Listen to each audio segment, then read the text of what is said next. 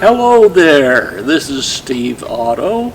I'm a resident out here and we've been here for about 5 years and we love living at John Knox. There's just nothing quite like being here and having everything that we could ever want right here at John Knox all the time. Now, I'm a former storyteller. I used to go out on the road and spend almost 8 months of the year doing nothing but telling stories. And my favorite time of telling stories was Christmas. You know, it was amazing. It was truly amazing how many people would have a storyteller come in and do programs for Christmas. And I would tell stories and do Christmas stories for all kinds of groups. And then I found out that the final story of every single program that I did was the night before Christmas. Now this book is my book of story. I got this book for my birthday on my 4th birthday. That means this little paper-sized book has lasted me for 82 years. It's lasted through 2 sons, 4 grandkids, and we're working on our 2nd granddaughter right now. And the first thing we're going to have to do with her, she's going to be born in January, but the thing that she's going to have to remember is the night before Christmas. There's absolutely nothing that can match the night before Christmas. Oh, I tell you, it's a wonderful feeling. It is just a perfect deal. And the night before Christmas was written by Clement Clark Moore. And it was also known as A Visit from St. Nicholas.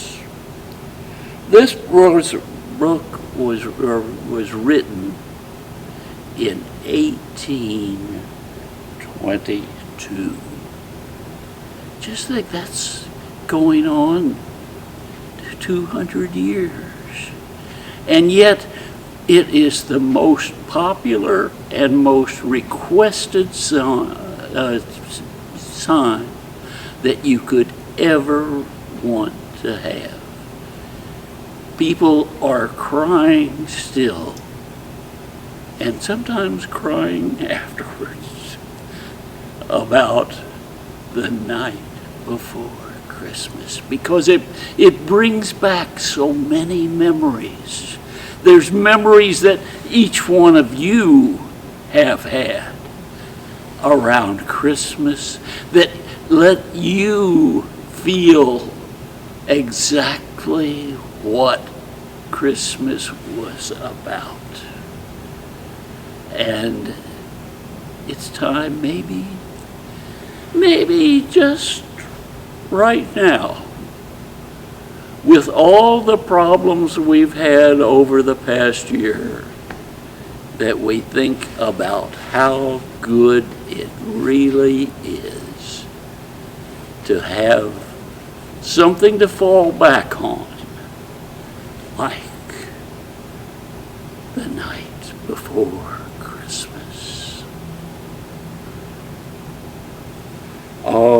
it just is unto. 'Twas the night before Christmas, and all through the house not a creature was stirring, not even a mouse. The stockings were hung by the chimney with care, with hopes that St. Nicholas soon would be there. The children were nestled all firm in their beds, whilst visions of sugar plums danced in their heads. And Mama in her kerchief and I in my cap had just settled down for a long winter's nap.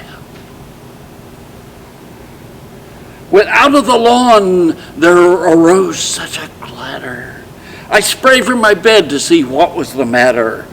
I way to the window, I flew like a flash, tore open the shutters, and threw up the sash. The moon on the breast of the new fallen snow gave an aura of midday to the object below.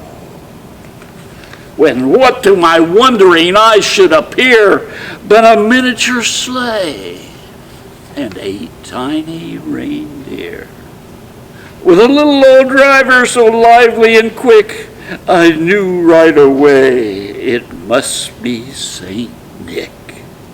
More rapid than eagles his coursers they came, and he whistled and shouted and called them by name. Now Dasher, now Dancer, now Conrad and Blixen, now on Cupid, on Honor and Blitzen.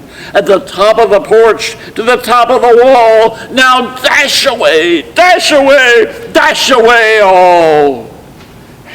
As dry leaves before the wild hurricane fly, when they meet with an obstacle, rush to the sky.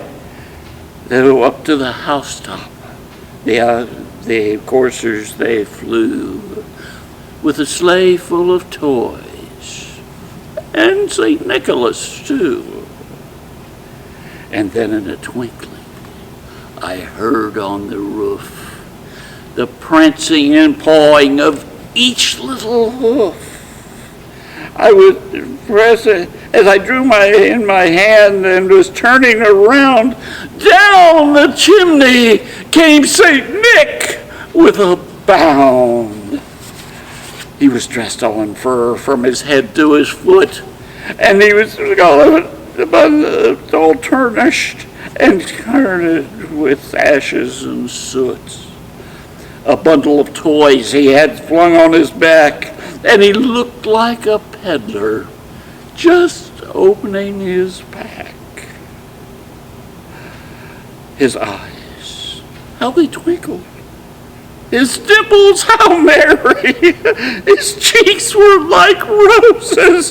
His nose like a cherry.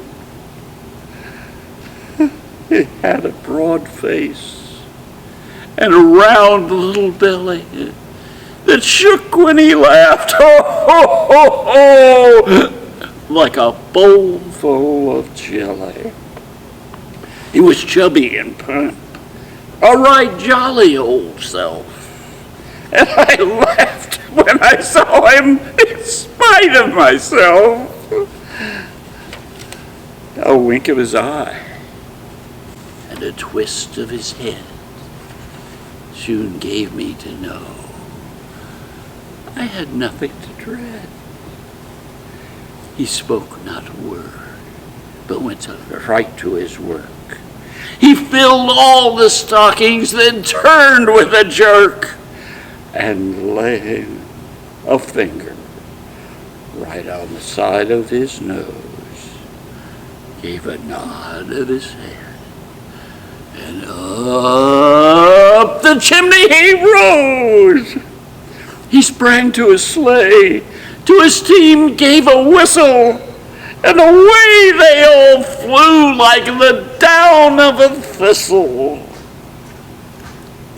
But I heard him exclaim as he drove out of sight, "Happy Christmas to all, and to all a good night."